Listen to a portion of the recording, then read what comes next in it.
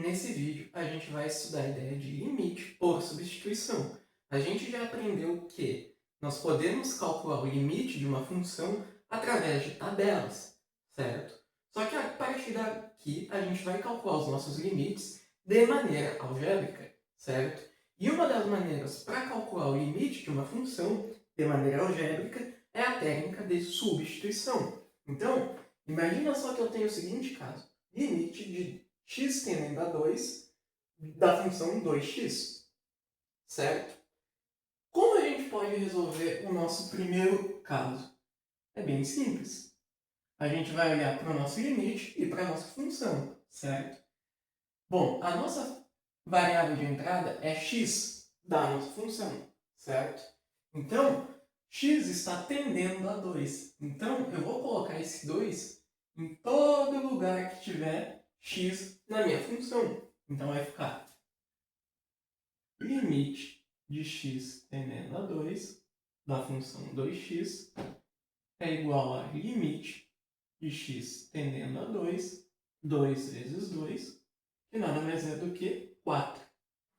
Então, eu posso concluir que o limite da função 2x quando x tende a 2 resulta em 4. A técnica da substituição nada mais é do que isso. É tu olhar para a tua função, ver qual é o valor de entrada dela, certo?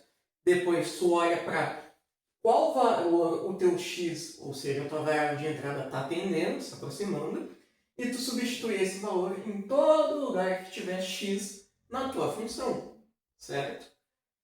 No exemplo B, limite de 3x ao quadrado mais 1, com x tendendo a 3. Nota que eu tenho x aqui, certo? E o meu x está tendendo a 3. Então, eu vou substituir 3 em todo lugar que tiver x na minha função. No caso, eu só tenho x aqui nesse canto. Então, eu vou escrever limite de x tendendo a 3, 3 vezes 3 ao quadrado, porque, esqueci de escrever aqui. 3 está sendo elevado ao quadrado, porque x ao quadrado, e 3 porque x está tendendo a 3. Então, eu vou jogar 3 no lugar desse x, mais 1. E agora eu vou calcular. Então, 3 ao quadrado é 9, certo? Então, vai ficar 3 vezes 9 mais 1. 3 vezes 9 é 27. Somando com 1, resulta em 28. Então, eu posso concluir que o limite da função 3x ao quadrado mais 1, quando x tende a 3, é 28.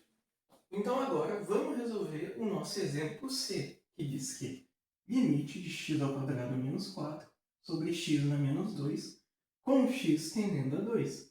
Eu já deixei anotado aqui no cantinho para ficar mais fácil. O ponto é, eu vou olhar para a minha função, certo? Vou identificar minha variável de entrada, que no caso é x. Meu x tende a 2. Então, eu vou colocar esse meu 2 em todo lugar que tiver x na minha função. Então, vai ficar limite de x tendendo a 2, 2 ao quadrado, menos 4 sobre 2 menos 2. Repara que aqui era x ao quadrado e aqui era x. Eu só coloquei o meu 2, porque x tende a 2, no lugar que tem x. Agora eu vou calcular. Então vai ficar 2 ao quadrado é 4. Menos 4 sobre 2 na menos 2. Certo? 2 menos 2. De novo, eu vou calcular. 4 menos 4 é 0. 2 menos 2 também é 0. Nota que eu encontrei um resultado 0 sobre 0. Ou seja, eu calculei esse limite e eu encontrei como resposta 0 sobre 0. A isso a gente chama de indeterminação. Ou seja, toda vez que eu calculo um limite e encontro o resultado 0 sobre 0, infinito sobre infinito, ou coisas desse tipo, eu tenho uma coisa chamada de indeterminação. Eu não posso dividir 0 por 0, assim como eu não posso dividir infinito por infinito.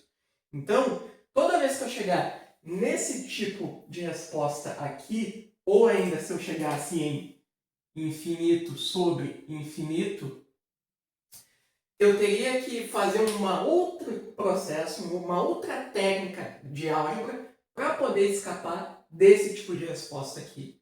E como é que eu poderia fazer uma outra técnica, um outro tipo de álgebra para fugir dessa resposta aqui? Eu vou ter que usar algumas técnicas de álgebra para fugir de uma indeterminação de um limite. E é isso que a gente vai tratar nos próximos vídeos. Então, por hora, eu posso adiantar para vocês que, para resolver esse exemplo aqui, eu vou ter que usar uma técnica de álgebra chamada de produtos notáveis, mais especificamente a diferença de dois quadrados, certo? A diferença de dois quadrados é dada por essa fórmula aqui, a ao quadrado menos b ao quadrado igual a mais b vezes a menos b, certo? Então, para resolver esse limite aqui, eu vou ter que usar produtos notáveis para resolver ele. No caso, eu posso olhar para esse cara daqui de cima, certo? E reescrever ele de uma maneira mais fácil, de uma maneira mais inteligente, usando produtos notáveis, certo? Esse cara de cima aqui, ele é uma diferença de dois quadrados, ele é um produto notável. Por quê? Numa diferença de dois quadrados, eu tenho que ter dois números elevados ao quadrado, certo? E eu tenho que ter uma subtração entre eles, uma diferença, certo? Repara que aqui eu já tenho um número elevado ao quadrado, eu já tenho alguma coisa elevada ao quadrado, que é o meu x ao quadrado. Eu tenho o menos aqui no meio deles, e eu tenho o meu 4. 4, ele é um número elevado ao quadrado. Na verdade, 4 é um quadrado perfeito. Por quê? Porque 4 nada mais é do que 2 elevado a 2, certo? Então, eu posso admitir que isso daqui é um produto notável.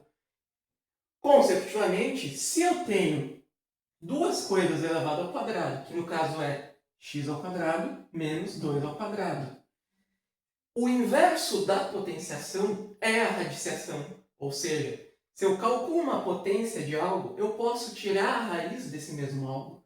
E se eu resolver tirar a raiz de x ao quadrado, eu vou encontrar x. Se eu resolver tirar a raiz de 4, eu encontro 2. Então eu posso reescrever isso como uma diferença, uma coisa positiva e uma coisa negativa. Então eu posso dizer que a mais b vezes a menos b. No caso, eu posso dizer que x mais 2, x menos 2. Como eu fiz aqui, x menos 2, x mais 2.